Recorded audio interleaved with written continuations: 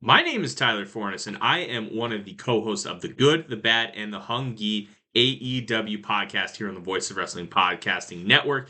We take a broad scope approach to the world of All Elite Wrestling and the entire universe of Tony Khan. We talk about the big matches, the big stars, the promos, the storylines, and we also look at it from a big picture perspective. How are things going to change over the course of the next 10 years with AEW still in the picture? How are companies like WWE going to adapt and adjust to AEW? Are they going to be a similar way like they did with WCW in the late 1990s? Will there be a counterpunch? We talk about all of that and more on The Good, the Bad, and the Hungy every week on the Voices of Wrestling Network. This podcast is a member of the Voices of Wrestling Podcasting Network. Visit voicesofwrestling.com to hear the rest of our great podcasts, as well as show reviews, columns, opinions, and updates across the world of wrestling. To the highway in a brand new day. Gotta let it go. So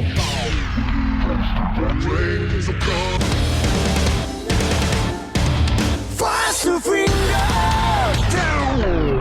Dance tonight together. Here everyone is singing.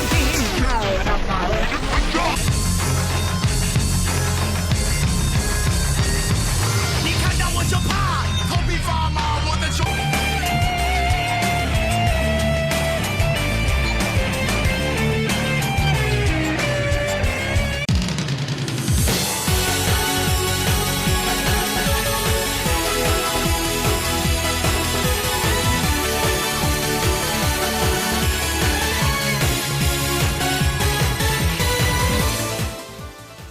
Welcome back to Open the Voice Gate for September 24th, 2024. We are members of the Voices of Wrestling Podcast Network. You can find us on the Voices of Wrestling Podcast Network feed or on our own dedicated Open the Voice Gate feed on all podcast catchers and applications. You can follow us on Twitter at Open Voice Gate. If you'd like to donate to the show, click the link in the show notes. It'll take you to our redcircle.com landing site. Click the red boxes to sponsor the podcasting. Set up a one-time or reoccurring donation. No obligation whatsoever, but we would like to thank all of our previous donors. I'm one of your hosts. It's your old pal, Mike Spears, joined alongside, as always, returning from assignment, Case Lowe. And Case, how are you doing today, man? I'm sure you could tell from us talking off the air right now, I'm really scatterbrained, but I'm doing okay. We have a chance, Mike, as we record this podcast tonight, to be a part of history. Do you know what that history is? Oh, the Chicago White Sox are about to break the 1962 Mets all-time worst record. So that is exactly correct. The Sox right now, as we speak, and this will change by the time everybody hears this, hopefully they lose tonight. They have currently lost 120 games. The modern-day record that the MLB recognizes is, of course, the 1962 Mets, the expansion year franchise. They also lost. The Mets. Yes, beat the Mets. They lost 120 games that year. The last time, and this is the stat that I've been leading with today, the last time there was a baseball team that lost more than 120 games was the 1899 Cleveland Spiders. And the interesting part about that is President of the United States at the time was William McKinley. William McKinley served in the Civil War.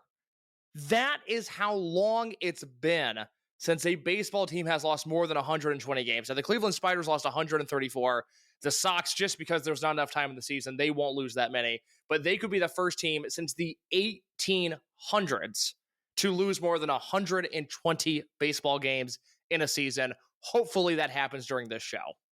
Yeah, it makes Daiki Yanagiuchi's losing streak feel, a little ephemeral. Not too bad, right? It's been a tough year and a half for him, but matches are few and far between. He's not on the road every day. Yeah, I mean, he's out there, but I mean, when they went to the Guardians, I was really hoping that they were going to go Spiders.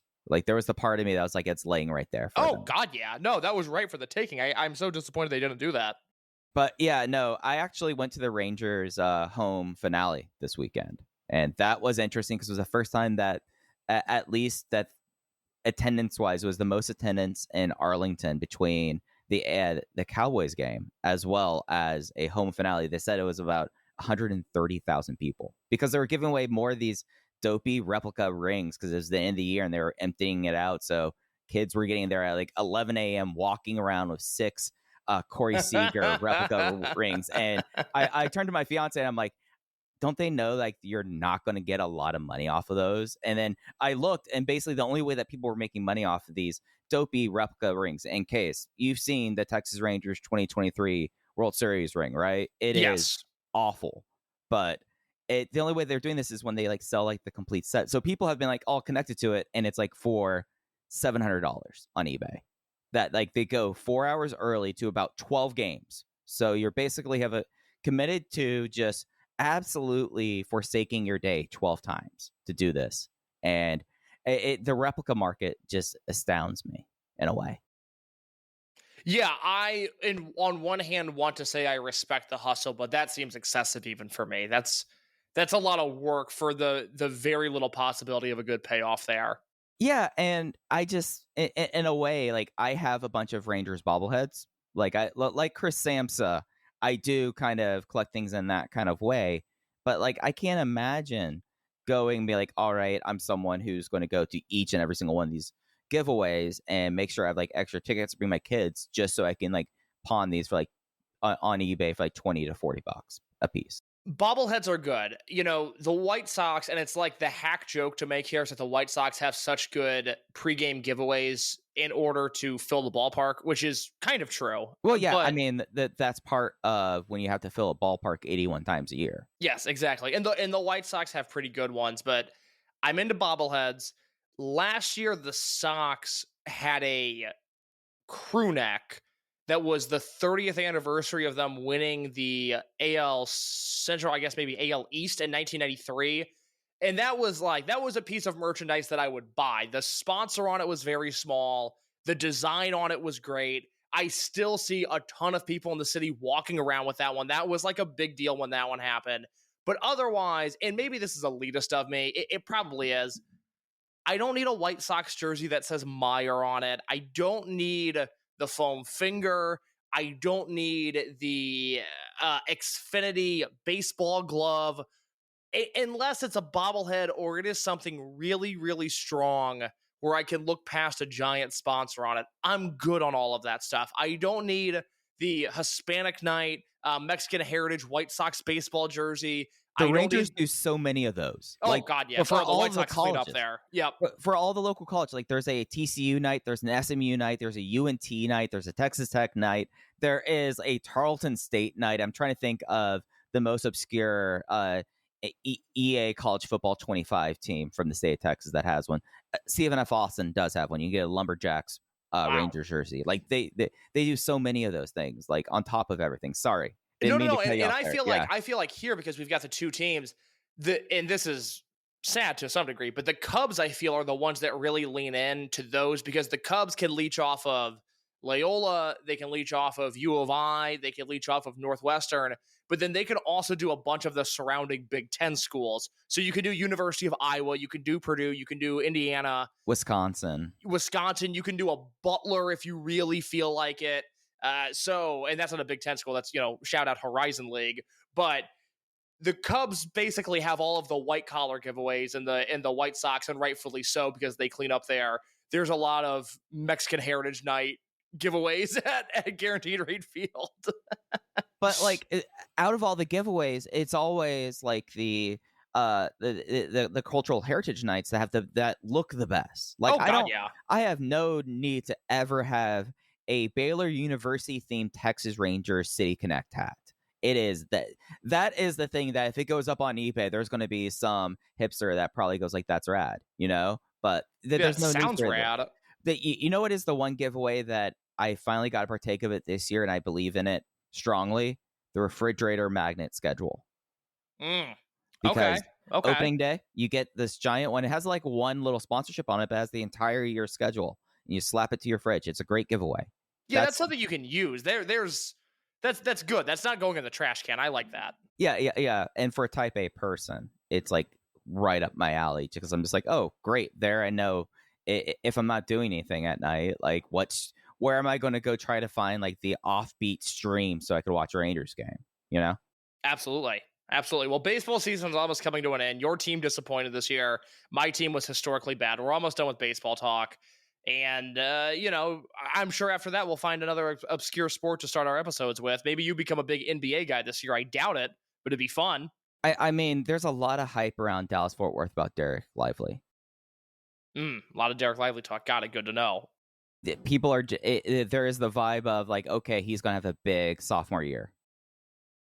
I like that Mavs team. I can't cheer for any team with Kyrie on it still. That's still a roadblock for me. Yeah. That's a rough one for everything. And Luka's not likable, but Luka is so good that I'm like, all right, well, I like when he just decides to not pass it and score 50 points. I'm into it. But yeah, the Mavs are a tough team. I already have a bet on DraftKings. I have my Oklahoma City Thunder are going to be your 2025 NBA champions bet down. I, of course, am loyal to my Pacers, but I've been right about the Thunder for the last 5 years, going back to the season where they traded for Chris Paul and everybody thought they were going to be one of the worst teams in the league, and they floated with being a playoff team that year.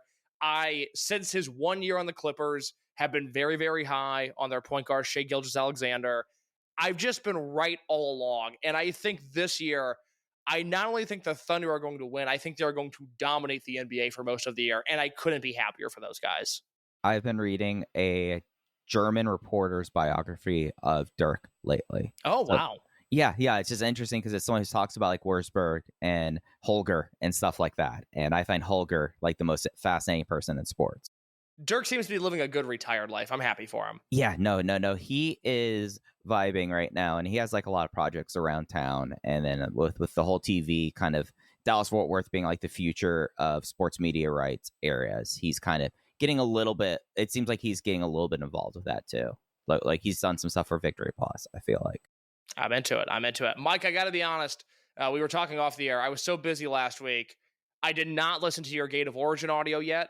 I will be doing that, I think, as soon as we're done here. But I don't know what you thought of this show. I know I have some fleeting thoughts on this show. I don't know if we want to dive headfirst into that now. I kind of took over from you there for a second. You tell me where you want to go, and I will be there. But I am ready for the first time in 2 weeks to talk some Dragongate. Yeah, let's talk about Gate of Origin. So last week I did a bit of a solo show giving my thoughts about it. But I'm interested on your thoughts. I talked a bit on the show about where kind of Gate of Origin has kind of slotted itself in the schedule, and how this show, I feel is in a lot of ways now kind of searching for an identity. But I came away from Gate of Origin thoroughly enjoying it and having, the Brave Gate match I thought was on form. And then, Gianni versus Riiita was perfect in every way. And for me, I thought it was a solid B tier show. What were your big thoughts though? Good show, great main event. I think everything on this card that you would go and look at on paper and go oh yeah, I think that'll be good. I think it was. Fuda, and I'll use the term weekend here. I do apologize, but I watched these two shows today, both Gate of Origin and Osaka. I know they were on different weekends, but I'll probably end up saying weekend a bunch. Fuda had an interesting set of shows because they just kicked the shit out of him, both at Gate of Origin and then again in Osaka. It was a good showing. I remain incredibly bullish on the guy.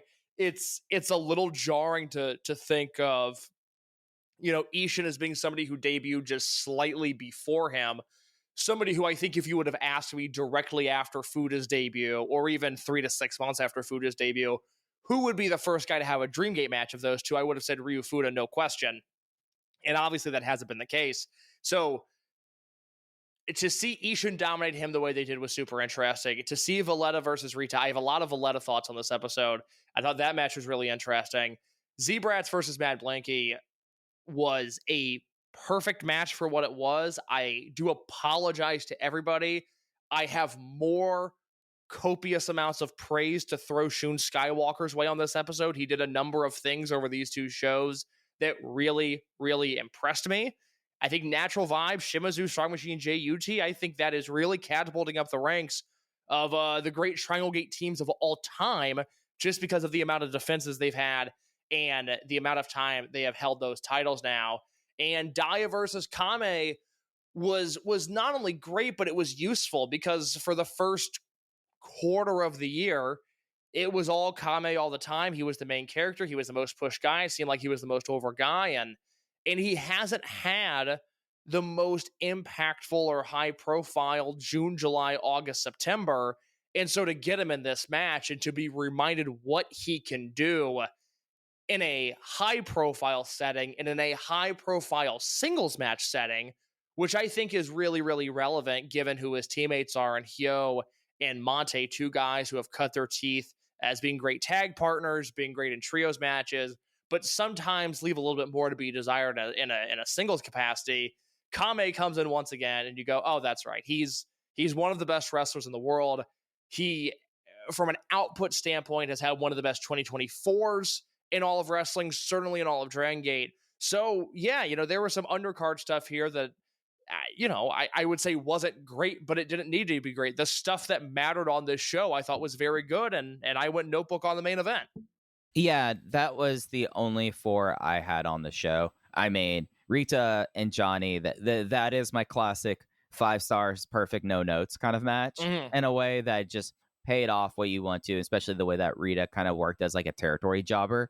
That was really on point. But yeah, I thought it was a fascinating Brave Gate match. Now, I think that like seeing like the appeals of making this Takedo Kame versus Jackie Kame and then having a lot more of a grapple opening, I thought was a fascinating twist. And especially for like 2 guys who are kind of adrift without like generational rivals really at this point. They showed a chemistry that this is not like a Darkness Dragon, Dragon Kid kind of rivalry, but could you say that this could eventually be like a Kanasa and Yoshino style Brave Gate rivalry? It kind of had a little bit of a couple beats of that I really enjoyed.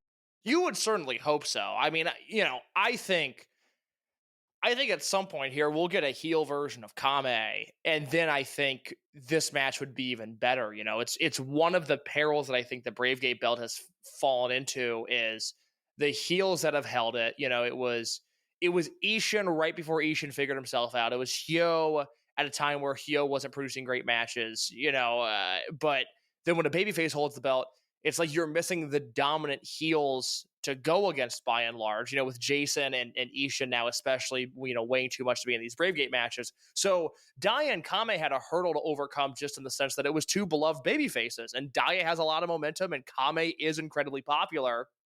And I thought they worked a match where they got the most out of what they could do given the current character alignments. And the thing about Kame that I think is so great and that really, always excites me when he's in a spot like this is he can really wrestle a violent singles match. And I mean that in a really complimentary way.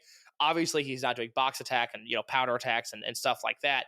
Nobody's going through a table in a Jackie Kame match. But man, towards the end of this, you forget how hard this guy can hit and how he can dunk people on his head.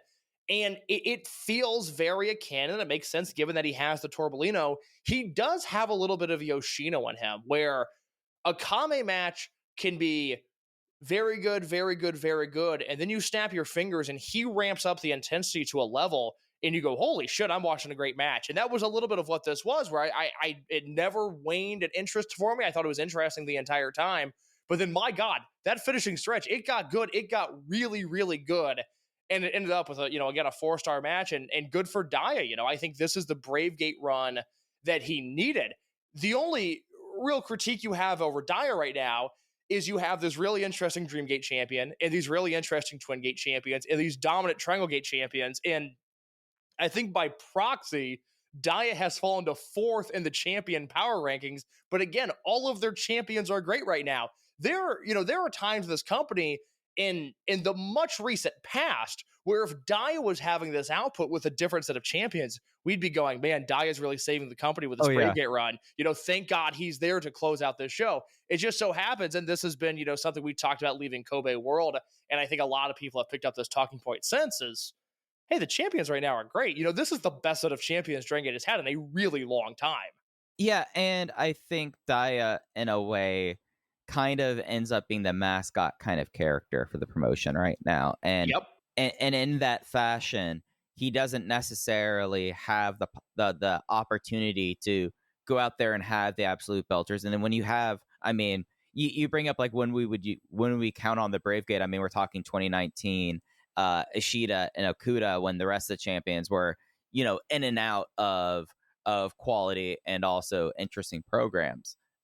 It is something where with Daya, it's the overwhelming kind of thing that I think now that we're coming up to a year that's very apparent. And you did get to see over these two shows, especially, I thought you got a little bit more of it in Osaka with Kakuta.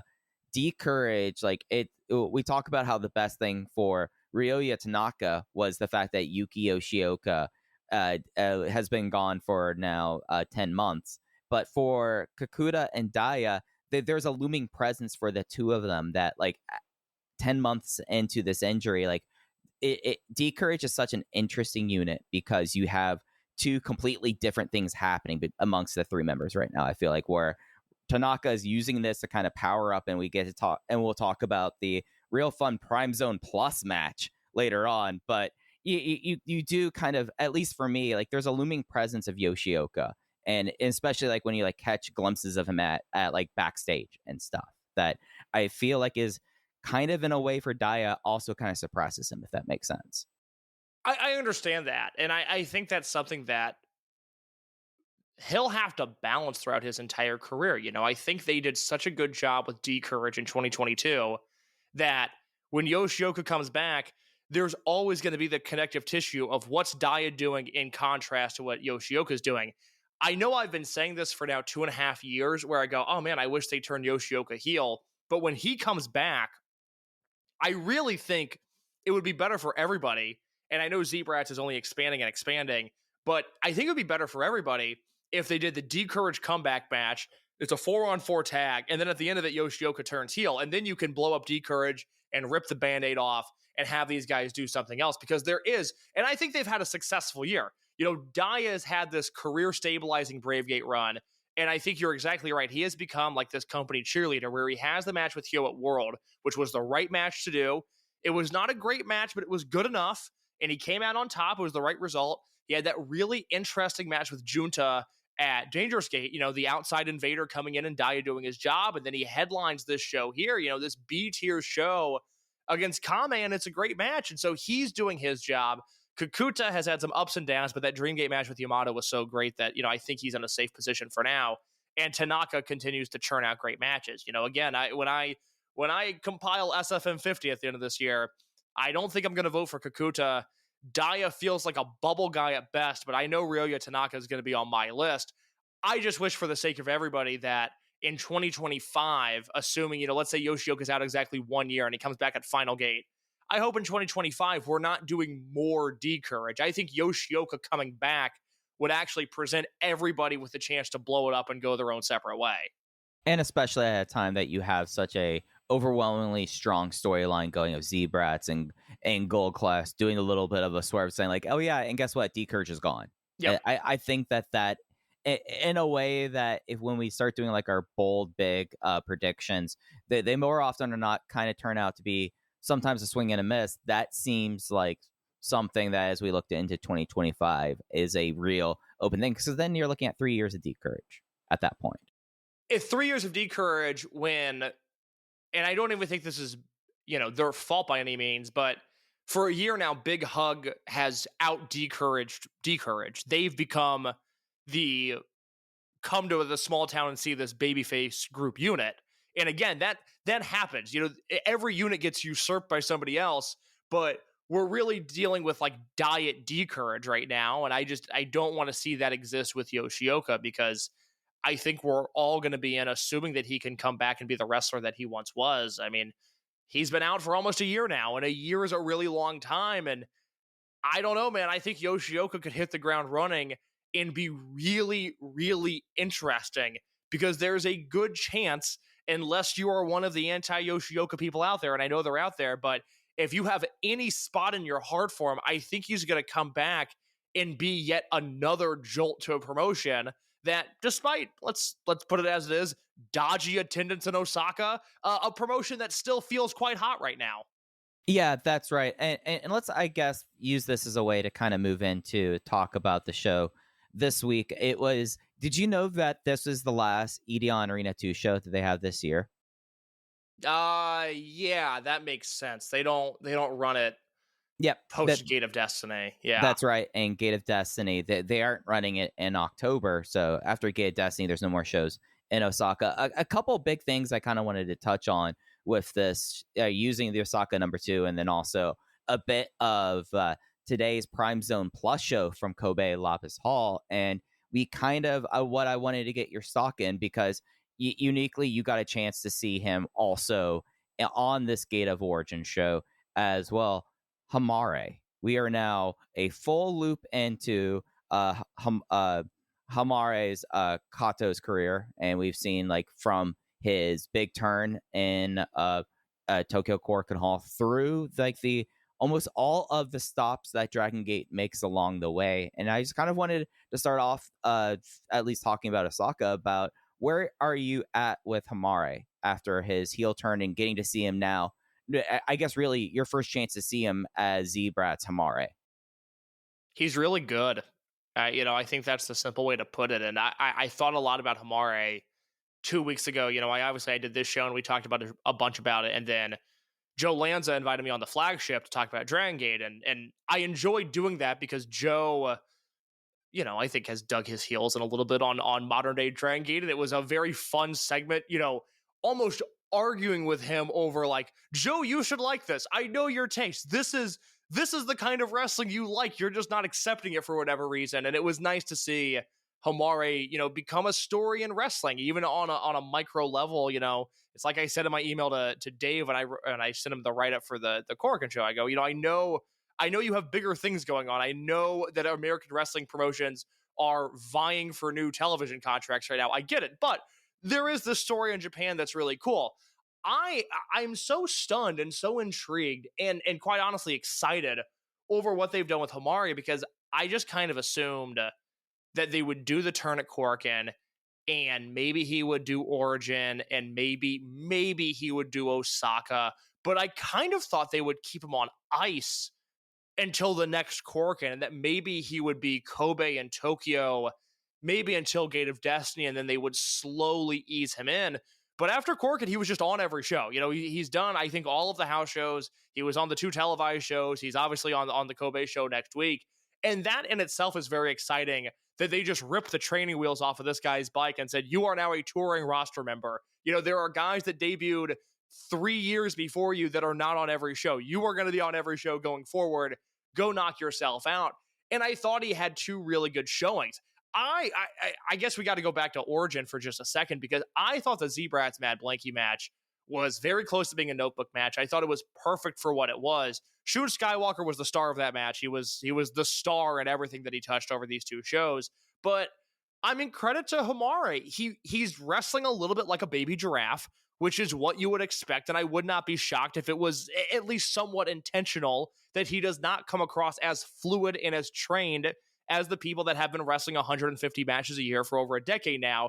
But I watched him in, a high-profile match at Gate of Origin, and then, what we'll just call simply a fast-paced match in Osaka, and he doesn't look out of place. It's really quite exciting to see somebody so new, so fresh, do these things, and find himself in the midst of a pretty engaging storyline between the Z-Brats and Gold Class. Yeah, and it really kind of struck at me during the Prime Zone Plus match. He has a match against Riiita Tanaka where you get to see with some of these rookies, and I think with Dragongate uniquely, because there is it's very much a push you out of the nest kind of company. Like we've seen people get elevated immediately, and we see Rhea Fuda scrapping to be relevant on his homecoming show. Well, it's Riiita Tanaka. They pushed him out of the nest and he flew. And so now you look at where he's at. It's not a mistake. No, it's not a mistake. And it's interesting to kind of contrast it, because Ryoya, like we've been lauding this guy for especially the last 6 months as someone who has become one of the most nails baby faces in all of wrestling. And it's just every little thing that you would want from a babyface junior heavyweight, he does.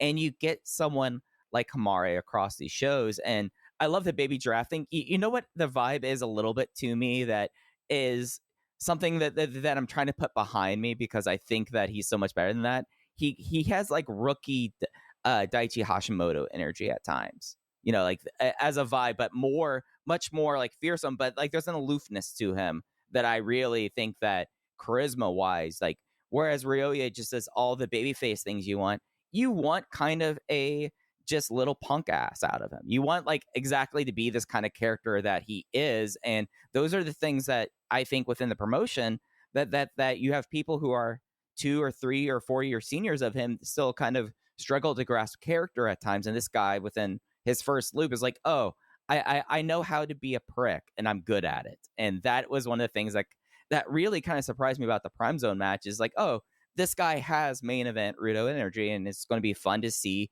how he develops and if he is able to reach that threshold. And I think particularly, Tanaka being the only graduate of his class, he came in without that LinkedIn partner from the jump. And I know that Homare has 3 other guys, one of which will debut over the weekend. And so your natural inclination would be, oh, well, I guess those are going to be his generational peers, and we'll compare Homare to the other 3 guys forever and so on. But I think Tanaka and him, from the very, very little bit, i.e. the one match we've seen them in, they had such natural chemistry that you go, well, okay, let's run with this a little bit. Let's see where these guys go and see if they can be, a lofty goal, but the Shingo Hulk or the Darkness Dragon Kid of a generation. Homare is so exciting because he's not doing like the Tien Revolution future ace act, which I think could have been an easy pitfall to fall into. And look, he's not a finished product by any means, but if he was doing the future ace act in the unit with Jason Lee and Shun Skywalker and even Ishin, who just has a lot of momentum right now, I think it would come across a little foolish. But he's just doing the thing, like you said, he's just like a shit kicker. He's a little punk, and he kind of fell into something that immediately worked. And I think if they just ride this wave of momentum, we'll see it only get better and better. So it's not only exciting to see him on the road, it's exciting to see him maybe not thrive, but do incredibly well in his first 2 big televised matches post Korakuen, because this is one of those things that, if he looks out of place in Gate of Origin and then he stinks it up in Osaka, all right, now we're not excited about him. Now it was one good debut match and a cool angle, and, we'll move on and he'll just be the bottom feeder of Z-Brats. And I think Dragongate can be that cutthroat at times.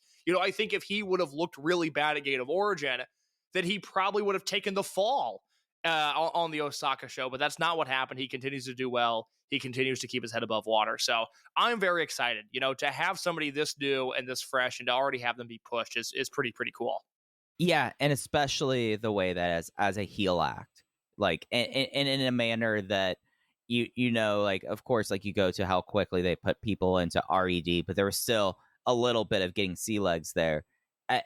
I think it's the charisma. He understands it, and that makes it really kind of fun to see. But as we look at this Osaka Ideon 2 show, I think that we kind of overall got a little bit of a revival of what they did at Korakuen, where we saw the after an intermission latter half of the show be about this Gold Class versus Z-Brats feud that will be taking on head to head on October 4th. Loser leaves the unit, and it's interesting for me, at least, as we like look at this time, because we kind of we weren't thinking that it could have been a tournament time, but this felt like the open time period that if they were going to run that tournament, they could have done it here. Instead, we're getting this stable versus stable kind of war happening, and we got to see that throughout the show on Ideon 2. You had a Homare Ishin Kai opener versus D Courage, leading to Z-Brats doing a save, and then leading off to the post intermission Riiita, Hulk, and Jr. versus Shun, Jason, and Kota Minoura match, as well as Benkei versus Gianni Valletta. And we're seeing Dragongate kind of tap the same thing that they did in Korakuen, where it felt like, at least for me, like that last half of the show, or at least the 2 top matches, kind of flowed together as if it was its own like 45-minute TV program. So I'll preface this with, I've been really out of the loop on all things wrestling over the last week and a half. And so I feel like I've just forgotten a lot of things. I'm not in the mode of critically thinking about wrestling, so maybe I'm forgetting some really obvious stuff. But let's just keep within the confines of Dragongate for now. Maybe we'll expand it in just a second. Are we looking at Z-Brats versus Gold Class as being a viable feud of the year contender if you factor in basically everything from the August Korakuen of Minoura versus Riiita at the time, everything from that match onward, so 2 months of story at this point, are we looking at this as maybe the best continued storytelling Dragongate has done this year? In a lot of ways, like it's fascinating that it just kind of worked for you that you got to do that episode, Joe, when you did. To me, that like, is it a feud of the year? I think it's according to where your mileage is with Swerve versus Hangman. I would put, I mean, we still probably have at least 2 more big matches. I feel like in Z-Brats versus or versus Gold Class case, don't you kind of feel like that this loser expulsion match is not going to be it? Like there's going to be one more kind of thing, and if it plays out at the level that's played out, at least we've seen like since August, I think it deserves merit. It's in the conversation. I can't think of very many other feuds necessarily that I'm as high on this year as this one. Yeah, I mean, look, Swerve versus Hangman will win in a broader sense. I will probably be voting for Zach and Hechicero and their 3 matches, the 2 singles matches and the 1 tag in America, just because I've been so thrilled by what they've done. I just think that feud is so cool. And I understand that's probably not a popular opinion, but I like it. To me, that's a great wrestling feud. They've done exactly what I've wanted them to do. I feel very satisfied as a consumer. But you're seeing with Z-Brats and Gold Class, you're not only seeing this great story where you have Riiita versus Minoura, but then it offshoots into Riiita versus Valletta. And then you have, the continued dominance of Ben-K and what he's doing. You have Junior and Shun, who are really interesting with one another. You have Ishin in the mix now. You have Homare in the mix now. It also feels like things have escalated in a really satisfying way.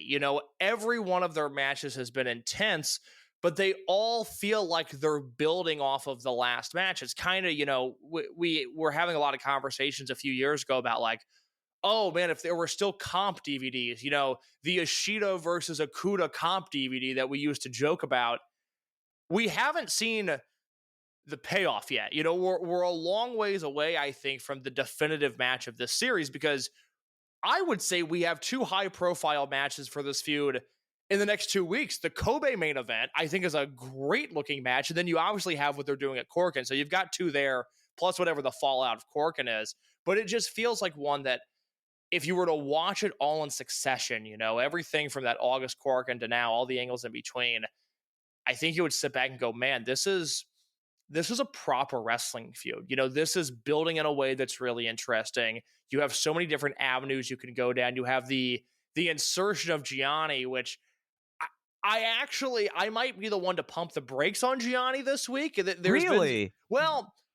Yes, I'll explain in just a second. Okay, I think it's a net positive, but I remain concerned at some of the things that I have seen. But all in all, you just have this feud that feels really heated in the crowd. I can't get over the crowd when Riiita and Minoura in the ring with one another. Like, that feels really hot. And I guess, I don't know. Does that end in hair versus hair at some point? Is that well, I guess not, because Minoura already lost a hair match. That's funny. I didn't even think about that. You have to do the singles match between those 2 at some point. And I would like to see some stipulation on it. I would actually like to see those 2 go out there and brawl, which is not par for the course for Dragongate, but I kind of think this feud calls for it. I don't know what they're going to do. I just think this surpasses the build to Dead or Alive, and it's, obviously far more engaging from a storyline perspective than Yamato winning the Dreamgate belt and the stuff with Ben. Doi and Dragon Kid are a nice story, but that's not a storyline per se. I think right now in Dragongate, I think this would take the crown. I really, really am into all of the things they have done with Z-Brats and Gold Class, and credit to Z-Brats, because they are pulling their weight as a dominant heel unit. They are firing on all cylinders right now. Isn't it great when a heel unit has more than 5 members? I gotta be honest, Mike. It's pretty nice. It is pretty nice. If there's like one booking takeaway, I feel like that Dragongate has proven is like you should have your heel unit have like 3 or 4 more members than the rest of all of your units. Like you need to have more of that. Let's talk about Osaka number 2 in specific. So you get this gold class versus Z-Brats trios match. It gets thrown out. Riiita technically gets the win by DQ. It turns into a complete schmoz. It's an outright brawl fest, basically. There was not a lot of in-ring action in that first trios match. Benkei makes a save as the cookie sheet comes out to a huge pop, and then right as it seems like he clears house, then the sirens start going off. You have Benkei versus Gianni Valletta, the advertised main event, and from there you have a large brawl. Again, it basically takes 5 minutes for them to get into the ring. There is a huge scream and pop when Benkei gets him up for the Masakare, and then the closing stretch had Gold Class be able to interfere here, basically dismantling Johnny, leading to the spear for Benkei, getting the win and sending Gold Class to Kobe with some momentum. And I thought that out of Johnny's like heavyweight roster member matches, Benkei is the one he has the most chemistry with by far, and Benkei was able to play into it in a way for the Johnny context that I don't think really Luis Monte really had a chance of doing so. I know there was a Shimizu singles match that was fun, but it was not necessarily with someone where like Benkei is just like now the ball of charisma that the crowd can get behind, and I think it lets him kind of play into the trappings that Johnny kind of excels at that you can't do as much for a heavyweight unless you have like the crowd response. And I feel like that's what made this match kind of work for me a lot more than the other heavyweight matches that Gianni Valletta has had in Dragongate. Yeah, I liked the bed match. I thought it ended very, very strong. There was a point about halfway through where I really felt like they were starting to bite off more than they could chew with Valletta as an entity. I still think the best thing you can do with him is leave people wanting more. Leave people wondering what the bin match would look like instead of doing the bin match. You know, you had to pay off the Riiita match. I thought the Riiita match was executed great. It was a real testament to how much Valletta has improved because, you know, one of my big knocks on him early was just how light he was working. And it seemed like he was afraid to have any sort of physical contact with this roster. And that was certainly not the case in the Riiita match. And luckily, certainly not the case in the bin match. I thought the bin match was on its way to falling apart. And I thought Valletta was on his way to losing that aura. I think we're done with Valletta singles matches. We've got the Riiita match. We saw him versus Ben. Keep this guy in 6-man tags. Keep this guy in 8-man tags. Let him brawl. Let him do one cool, fast-paced Dragongate sequence that he won't mess up and protect him otherwise. They just got to the point of almost overexposing him. And then, you know, once Ben hit the missile dropkick and Valletta just took a step backwards and bounced back, I was like, all right, I'm back in. All right, they got me. Finishing stretch was great. They protected him even in a loss. I'm into it. But I don't want them to get comfortable. You know, I don't want to see Valletta versus Susumu. I don't want to see Valletta versus Kakuta now. They've done what they need to do. I'm good. Don't give me Valletta versus Hulk. Maybe if we're feeling frisky, I know they've done it on house shows before. Valletta versus Junior would be interesting. It's a junior singles match. I'd like to see it. But I think they're now at the point where any more singles matches from Valletta, and I think they are risking exposing this guy as not being as sound of a worker as the rest of the roster. Does that make sense? Yeah, and I think you have had a lot of high-profile singles matches from him. If you think just about his most recent Dragongate matches, you have a couple of the trios and Atomicos where I feel like is the best use of him. But you have, of course, the Monte match, you have the Riiita match, now the Ben one. Unless it's like an outright squash of a twerpy rookie, he doesn't need to have a singles match until the next time you want to do a big heavyweight versus heavyweight match. Like, ideally, you know who the next person, if it's not going to be just a rookie squash that you have a singles match with? Who's that? Should be Yoshiki Kato. That's the next person that they should do, and that should be months away. months away. Yeah, that's a good point. We're probably nearing a Kato return. He showed up in Tajimi. He did. I just like it's funny. Like Yoshioka should come back and turn heel, but Kato should come back and stay heel. I'm not saying the whole roster needs to be on Z-Brats at this point, but Kato was really figuring himself out as a heel, and I know you can make the argument that with Ishin and even with Kai and with Valletta, you don't need that much size in your heel, and you can once again kind of kick Kato to the curb and then circle back and do that whole story again at some point. I wouldn't turn him.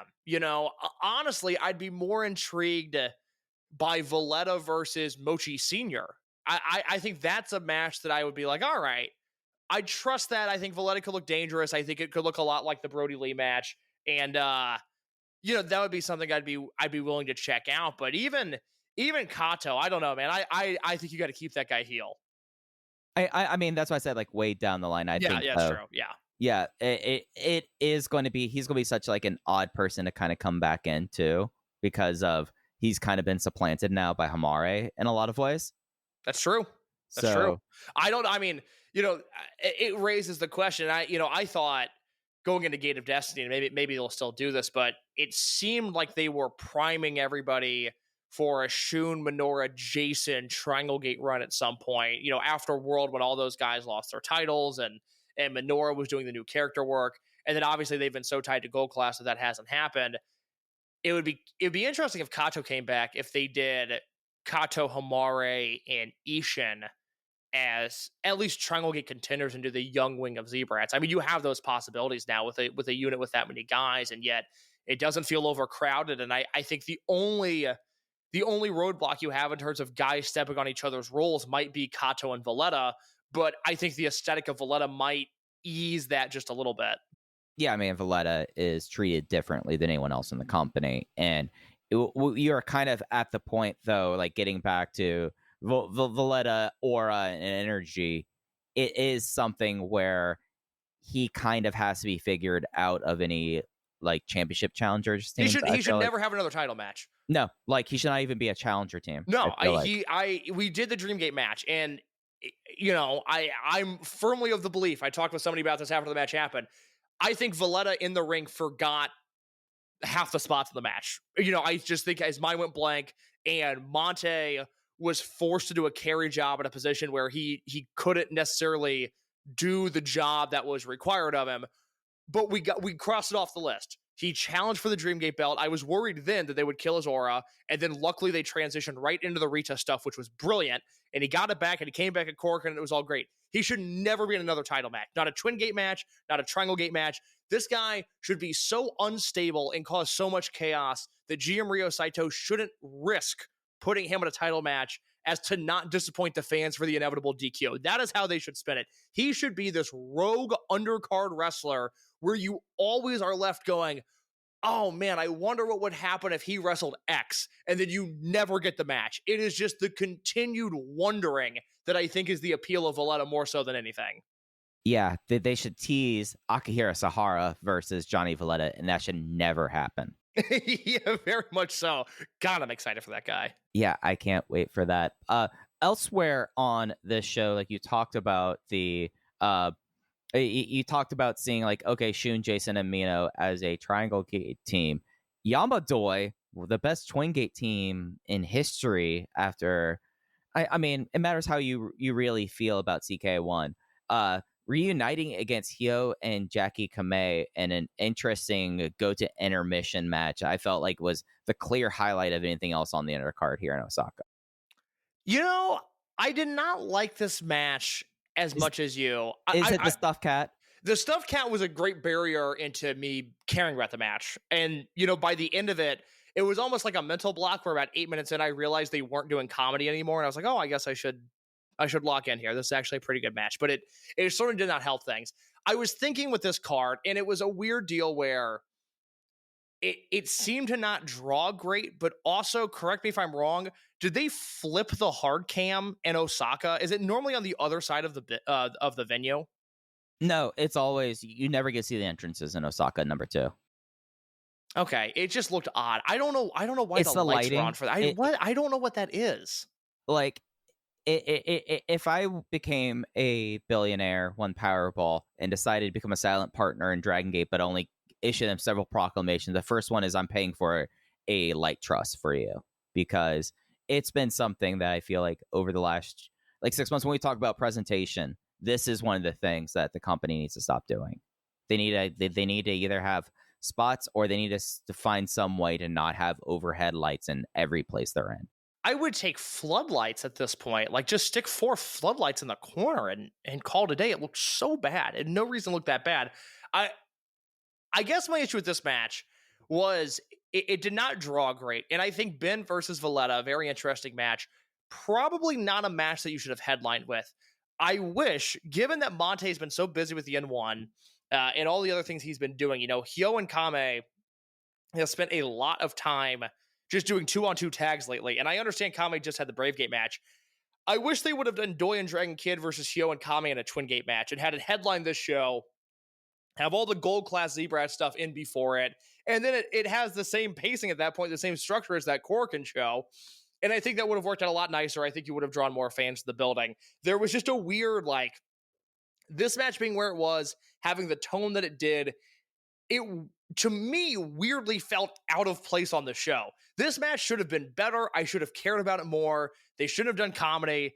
And I just felt weird about the whole thing. That's a me problem. That's a me hurdle. But watching this show start to finish, and then, thinking about it in my mind, I went, that might have been the wrong main event for this building. You might have wanted just something a little bit bigger, and I don't think you would have hurt anybody by doing that Twin Gate. I guess Doi and Yamato are not Twin Gate champions. Doi and Dragon Kid are, but you see my larger point. You could have put Yamato and... Yeah, Yamato, Kagetora, Susumu, and Ultimo was the same thing as Dragon Kid, Kagetora, Susumu, and Ultimo. I think the other thing to consider about the show, you think about the Osaka natives on this. I mean, you did not have Tanaka on this show. You had Shimizu in a touch football match. Mm-hmm. So Yoshida, also an Osaka native, or has claimed Osaka as a hometown for himself. You have him in a tag match with Toru Owashi. So for a company that does like to feature hometown guys in key spots,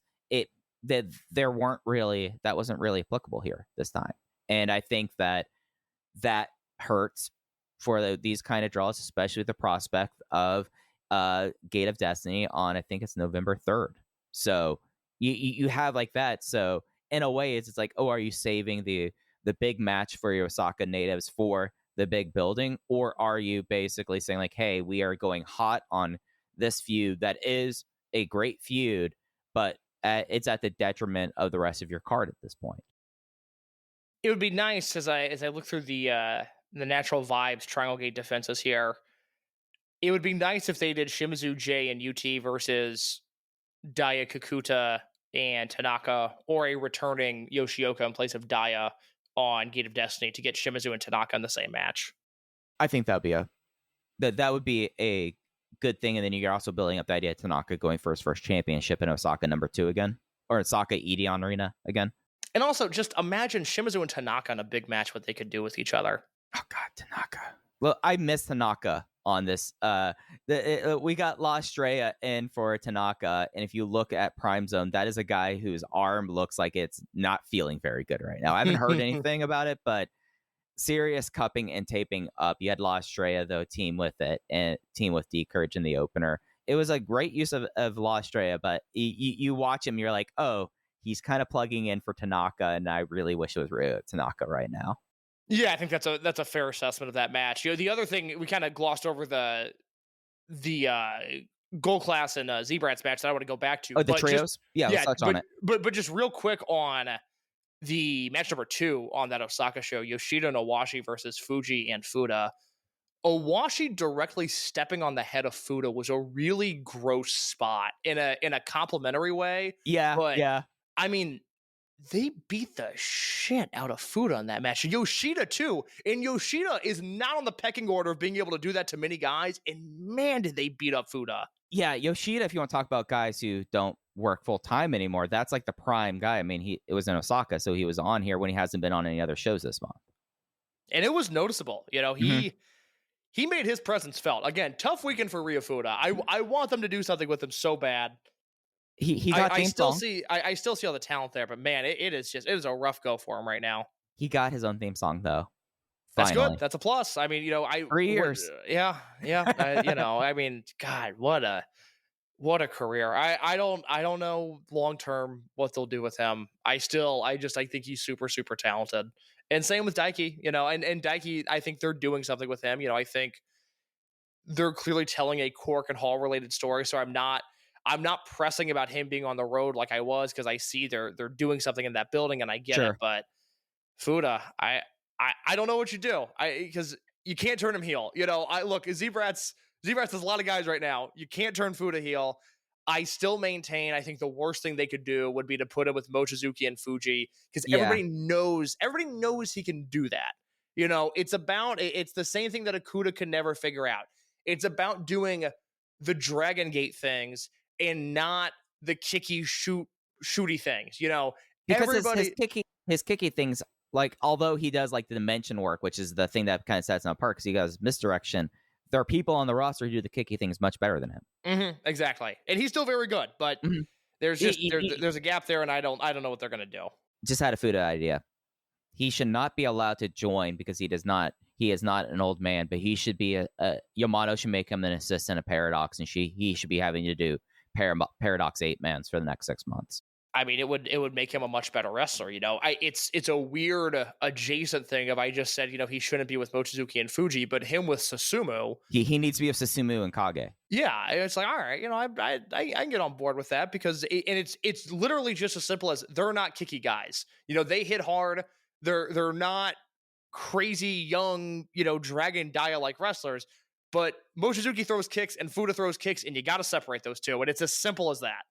Yep, no, absolutely. Do you have any other thoughts on the Edion Arena 2 show? I want to talk about Z-Brats and Gold Class. Yeah, we'll end on the trios, the absolute crazy crowd brawl match. Shun Skywalker, man. He's so cool. He's so good. So let me go back to Gate of Origin real quick, and I'll kind of works for me, bud. Yeah, I'll kind of weave a tale of two matches here. So there's so many things we've said about Shun, so many things that can be said about Shun. It's why, even as I look at my spreadsheet as we enter the final quarter of the year, I've got 18 Shun Skywalker matches at 4 stars or greater, the highest of which right now is the 4.5-star Twin Gate match from Kobe World. He's in the range of a Bryan Danielson, he's in the range of a Will Ospreay, he's in the range of a Zack Sabre Jr. With the year Hechisero's having, assuming he can keep wrestling on that bicep, Hechicero might be closing in on those guys as well. His output, his ceiling is not as high as all of those guys I just mentioned, but I really do feel he is just as talented as all of those guys. And I made the comment watching the Kobe show last month when Okan and Bushi came in, where I was watching Shun in that environment, and I was like, God, it's like I'm watching Nick Bockwinkel. This guy is a credible heel who can make a fool of himself, and he never loses any luster. He never loses any punch, and it's because of the way they've booked him. The Homare turn, again, I raved about it with you. I raved about it with Joe. It was 2.5 years of storytelling paying off, of Shun being manipulative and being a cheater and being a liar and being successful, that made this blue chip prospect go, I want to be with Shun Skywalker. That's my guy on this roster. And it is so clear when he's in the ring with Ben, and he's in the ring with Yamato, and he's in the ring with the top brass in Dragongate, KZ, Shibuzu, whoever you want to mention, that he is on that level. But the impressive thing is that he can wrestle Stalker Ichikawa like he did at his homecoming show last year, or at Gate of Origin.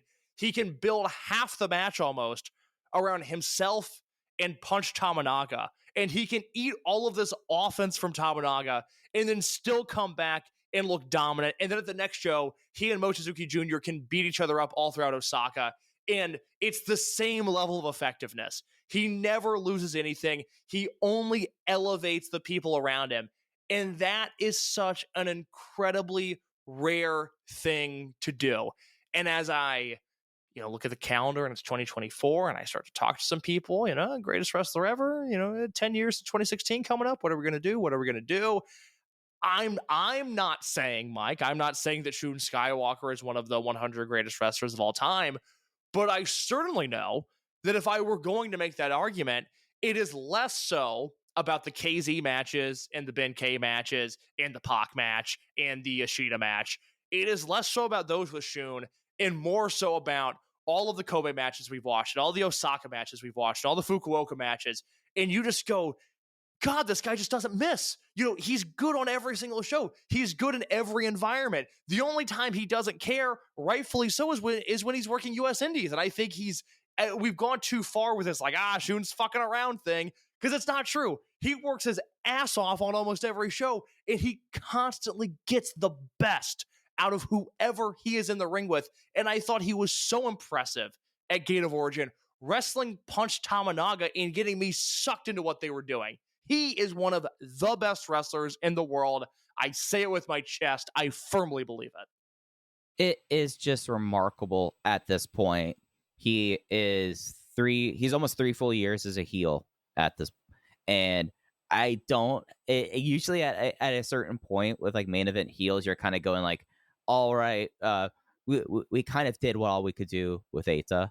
But you see how Kato, or not Kato, Homare, now you instantly have like this understudy like character, and Shun is able to kind of then like the tendrils go out further and further, and you have so many possible combinations for him that when you look at what's happening on these monthly stop shows, it is not always just Hyo going and getting the all the Hyo bucks so that people can go buy merch to get the Hyo bucks and then repeat that cycle. You have people now more and more that they're going to the show for Shun Skywalker. You're seeing the Shun towels, you're seeing the Shun signs, and it is such an incredible thing to see in a promotion where like the history of like top heels, like they have a run, but at a certain point they either turn babyface or you hope they turn babyface. But we're coming up now on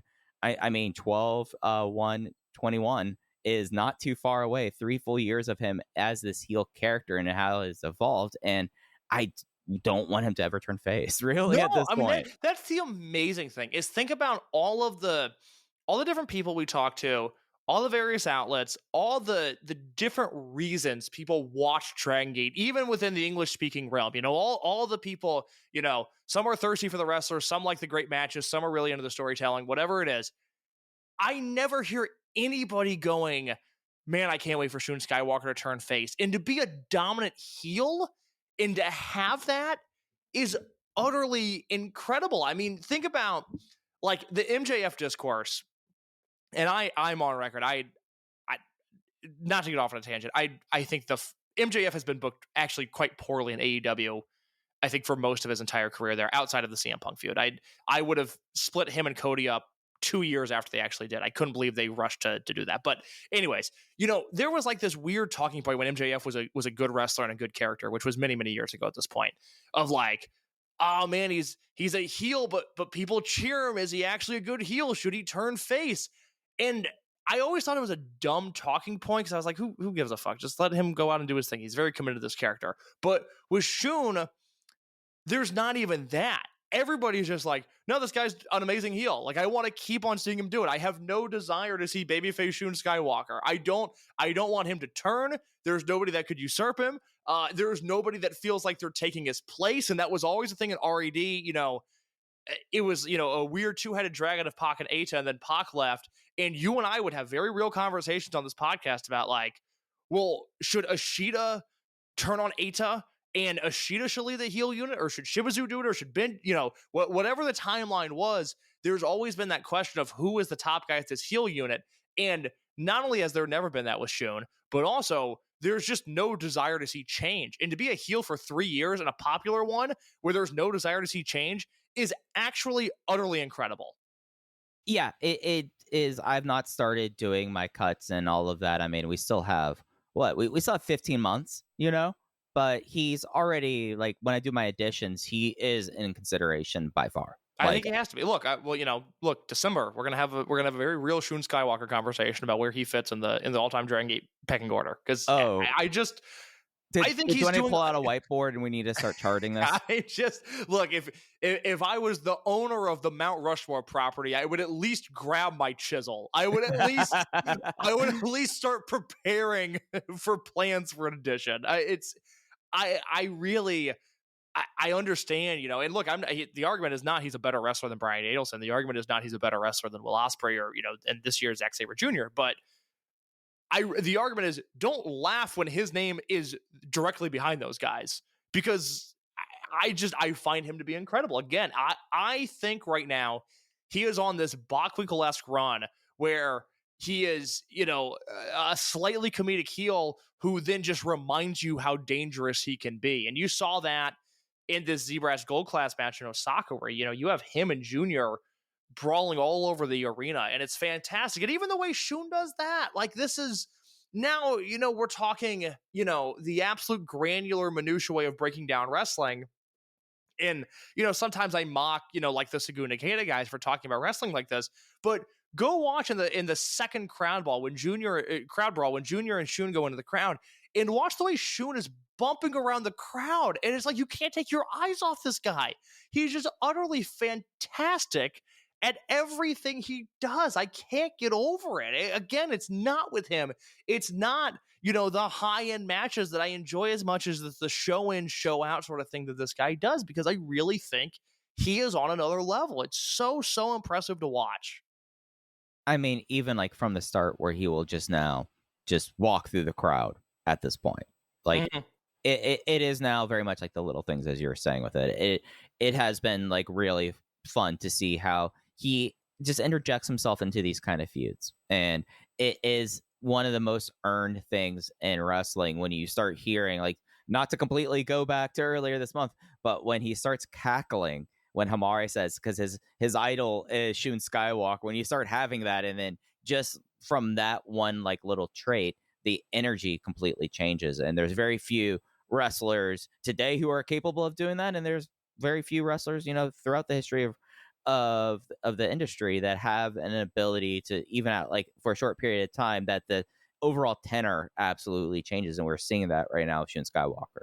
It's just very interesting that there's nothing that seems to be beneath him. And I think, like I just talked about how protective I would be over Valletta if I was booking him. And, if I had a top heel like Shun Skywalker, there's not a lot of times, in theory with a different wrestler that I would ever want him in the ring with a Punch Tominaga, in the ring with even like a Kagatora level guy or a Genki Horiguchi level guy at this point.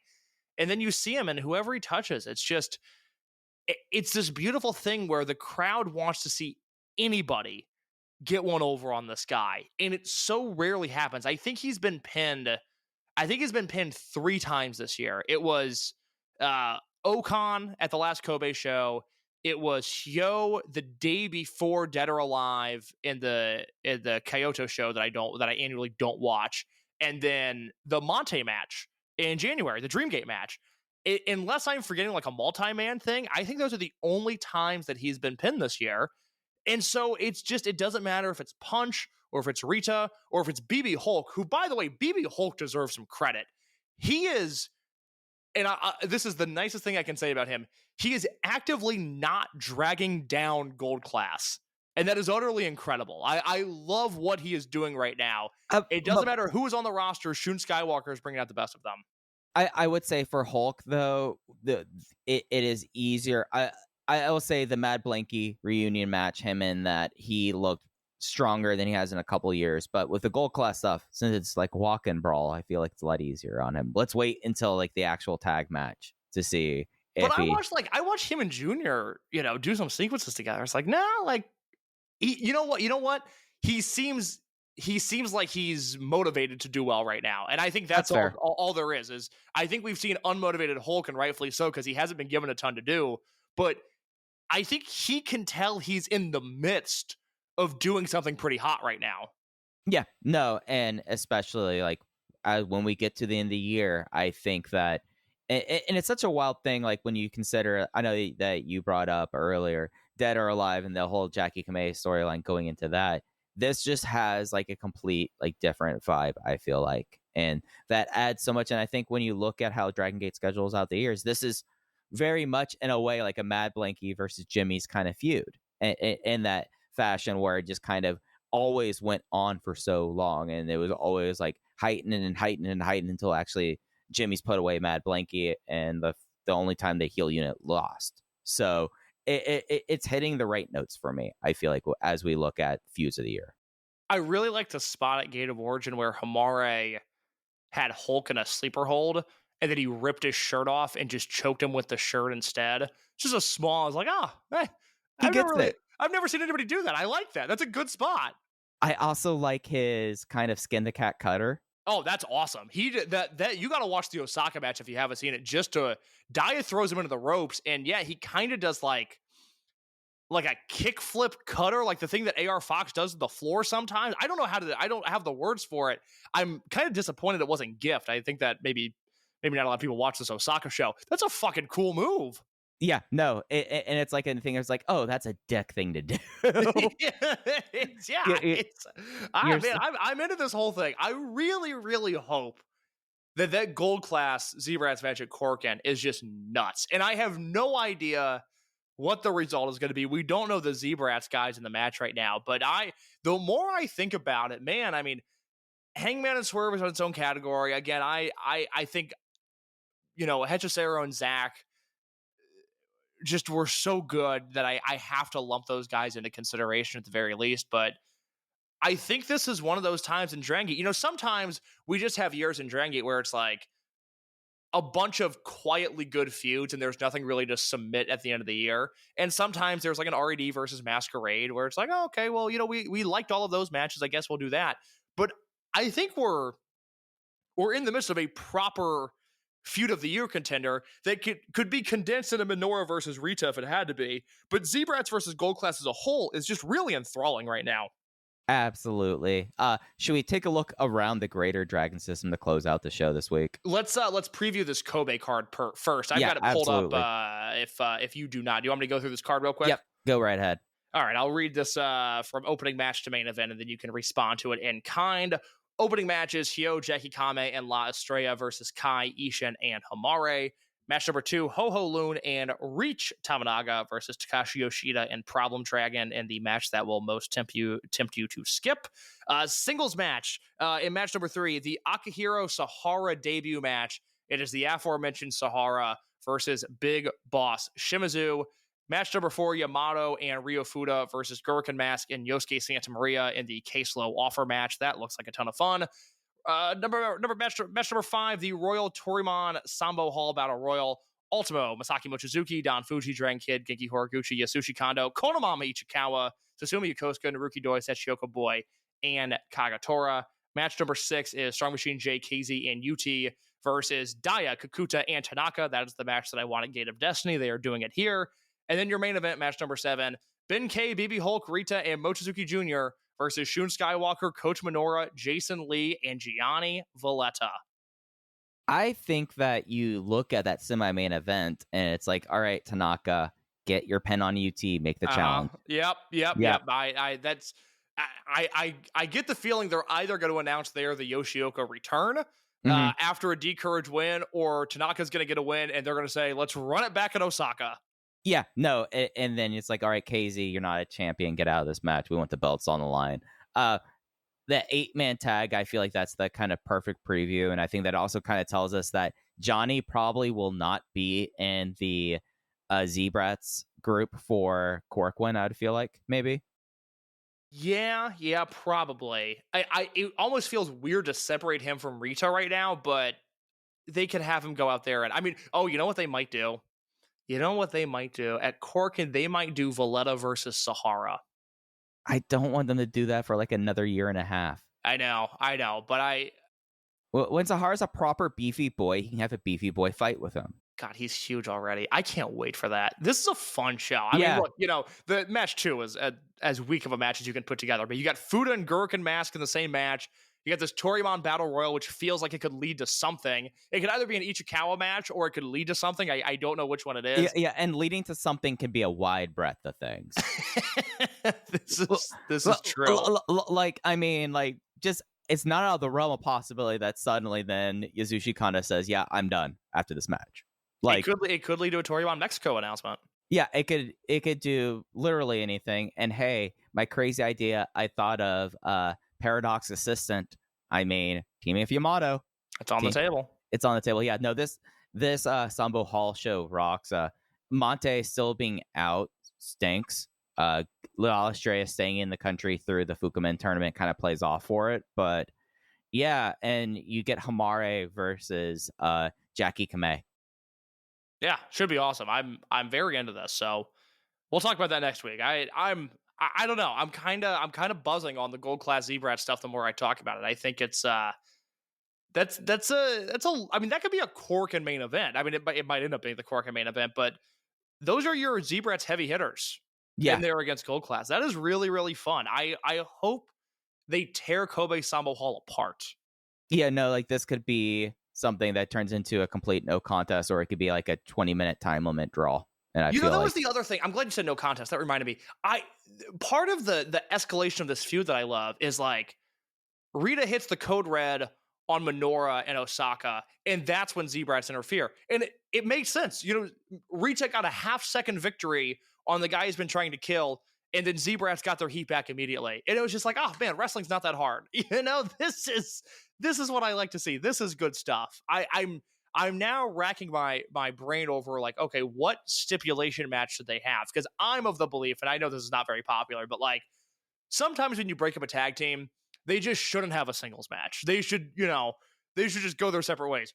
Riiita and Minoura, they need to have a blow-off singles match, and I want them to kill each other. I don't want it to look like a Dragongate match. I want no them ropes. Oh, okay. Duh. I think I overthought no this ropes. quite a bit. Yeah. So wait, hold on. So Minoura, was Yamato and Minoura a no ropes match and a hair match? They did both, I think. Yeah. Huh. God, that feels like it was. Hair versus hair. Yamato versus Minoura. There was a no ropes match before that, I thought. Was there? Hold on. Let me see if cage match has no ropes anywhere. Because now I feel like he did it. Let me see what Jay has. Hold on. Kota Minoura, no rope. Oh, this is going to drive me nuts. I don't remember if the June match was no ropes now. Was it just hair versus hair? Rainbow Gate. That was Rainbow Gate. I'm sure I reviewed the show. Because the hair match was the July Corkin after. Or the July Corkin going into Kobe World. God, I can't remember. And I hate that I don't know this off the top of my head. Okay, all right.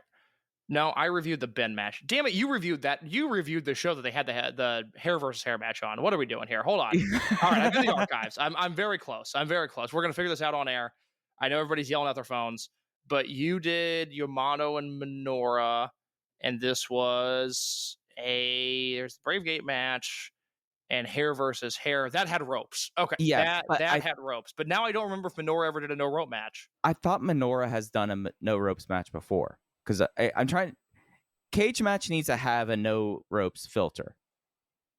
They really should. God, that's going to drive me nuts. I don't know how to figure that out. Somebody in the Discord, let us know. Yeah, just don't tweet me. Just no, keep don't. Discord. Yeah, but that was what's happening in the home promotion.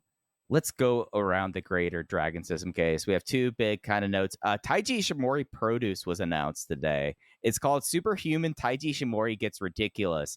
A show where he's going to wrestle 5 times. A lot of the cards going to be Mystery Vortex, but what has been announced is Taiji Ishimori is going to team with Shun Skywalker along with Sho versus Jeff Cobb, Daisuke Sekimoto, and Shuji Ishikawa. It's a 15-minute match, but we're having 5 different Taiji Ishimori matches and a rare instance of Taiji Ishimori with the home promotion.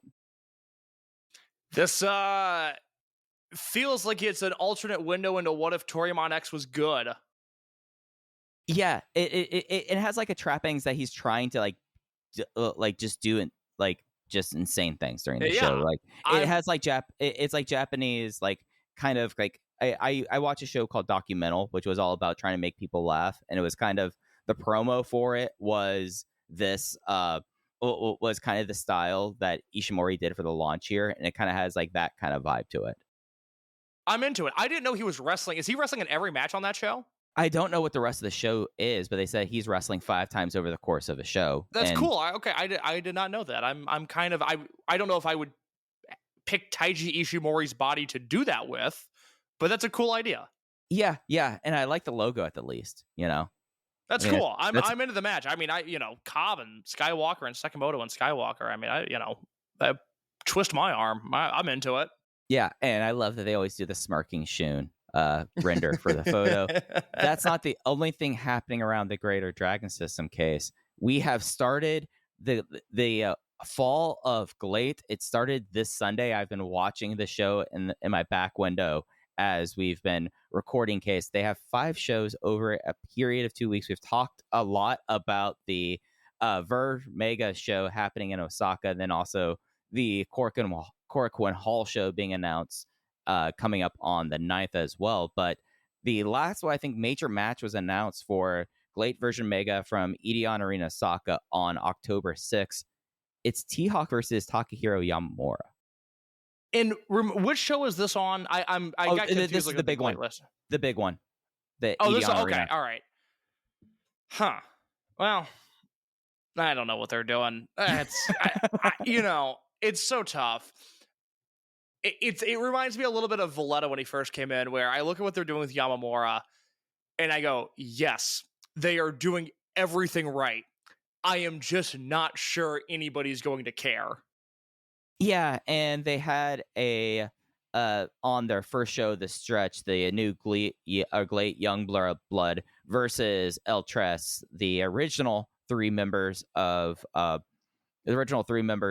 Strong Hearts, T-Hawk, El Lindemann, and Shima. The finish was T-Hawk winning with a Cobra Twist on Yamamura, setting up this. And they're at this point where this is kind of the last kind of card in the Shima deck to play, I feel like. It's all they got. Look, Watanabe is not a star. He might be talented. He's not a star. Tetsuya Izuki, not a star. Hayato Tamura looks like he might be a star. Definitely not a star now. Yeah, Jun Tancho, whatever prospects he had has been completely ruined. Jun Tancho, I fully believe in my heart of hearts I could make him the perfect mid-card wrestler. He has never looked like a star. Yeah, and I right now, just give you a sense of where this show was on the 22nd, had to have they felt like they needed to have a Damnation plus GLEAT, anti-GLEAT Monsters match versus Bulk Orchestra. They felt like that was needed to happen.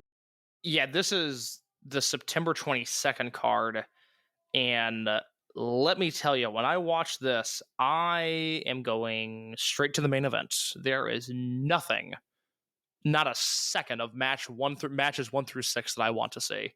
And as you've noticed, I've not mentioned that I've had this show on in the background the entire time as I'm through match 5.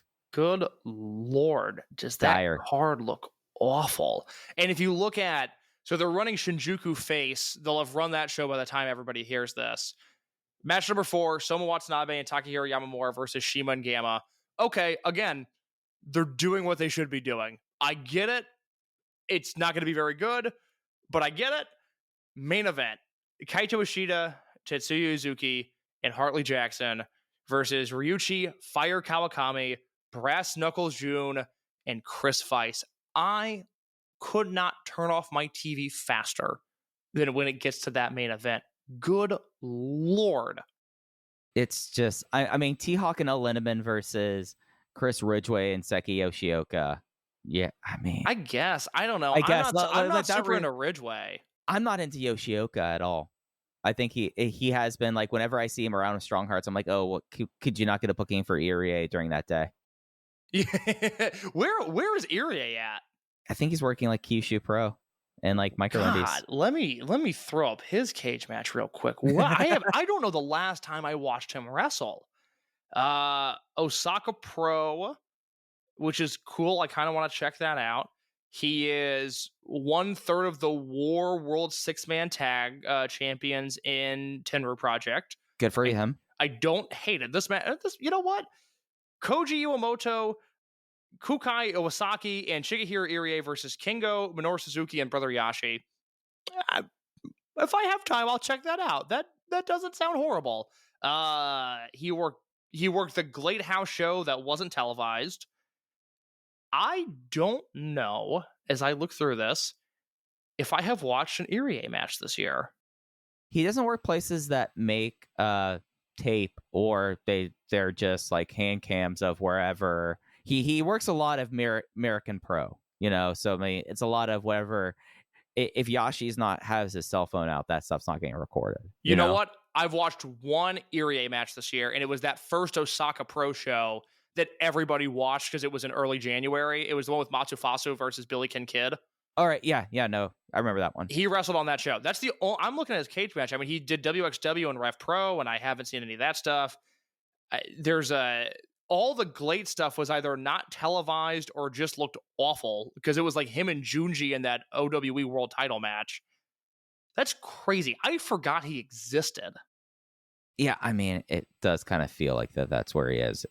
And since we don't really watch DDT, even though he's kind of a little bit back in the good graces of them over there, it's not like he's working every DDT show either. No.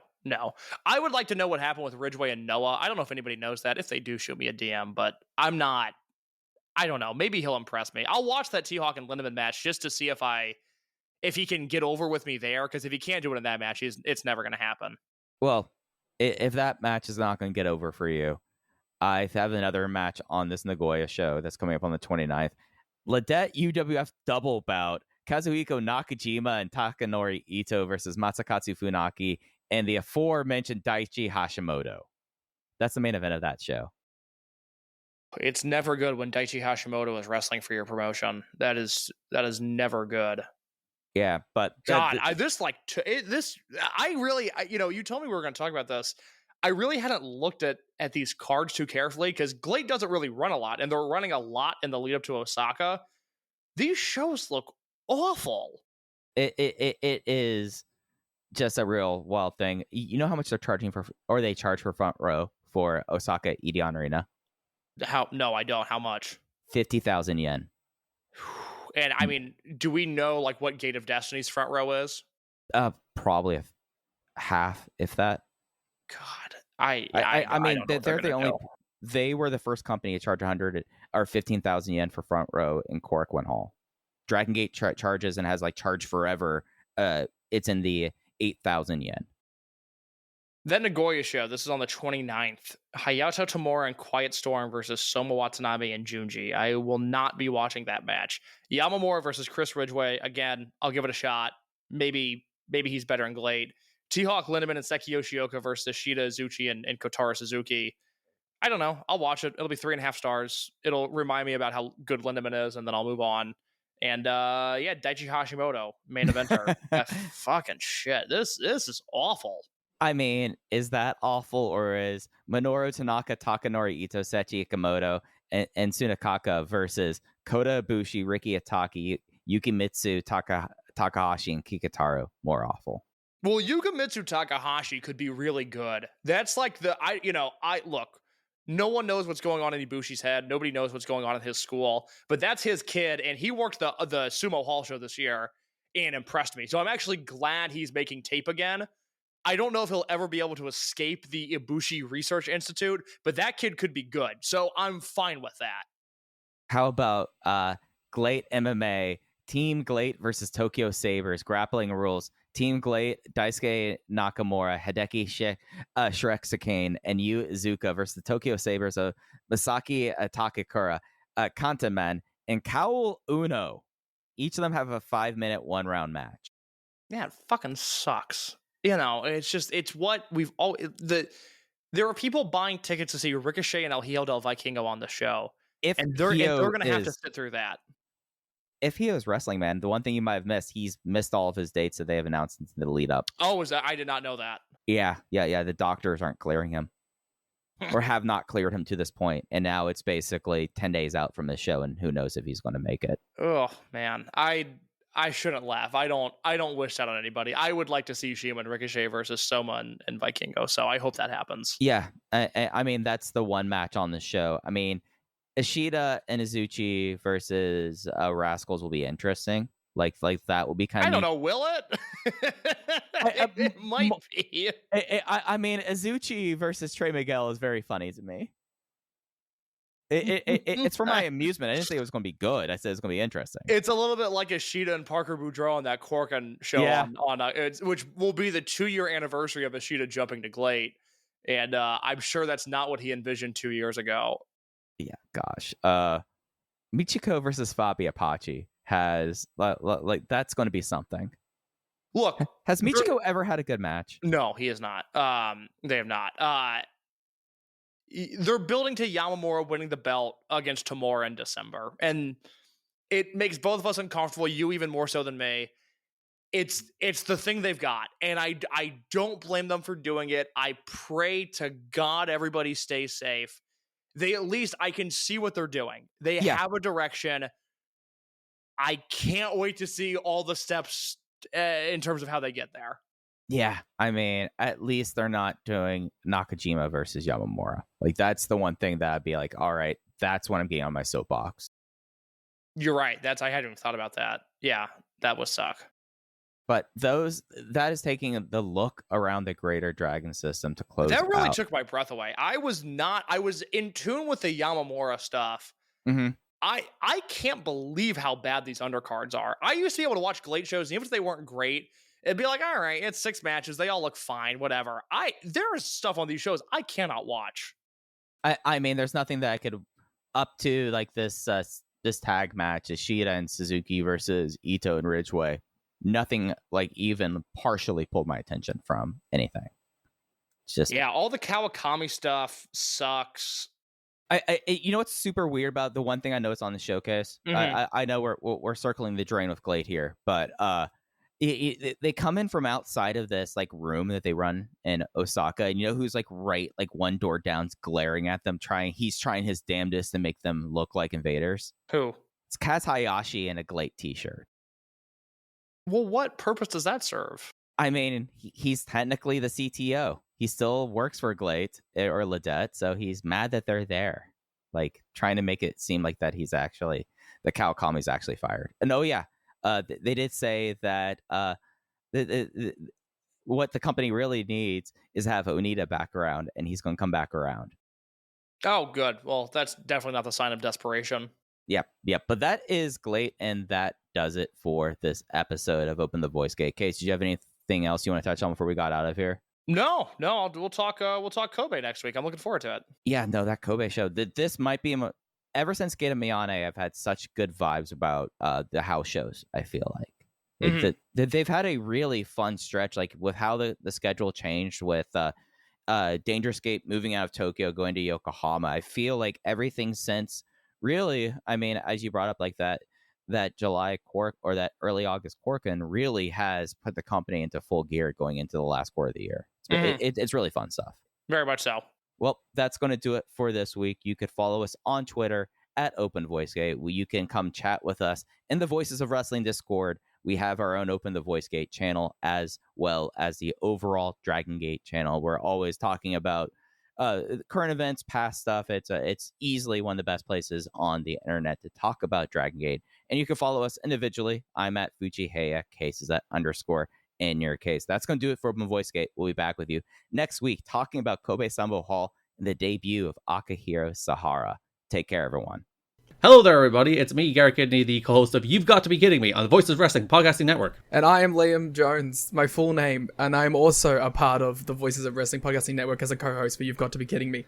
We are a TNA history podcast that covers TNA 1 month at a time. We cover all the drama, all the matches, all the Vince Russo nonsense you could ever want in your life. Have you heard of TNA? I bet you have, but would it be funnier if 2 people made jokes over it the whole time? Probably. So if that sounds like fun to you, check it out on this very Voices of Wrestling Podcasting Network, and Liam will do bits and whatnot.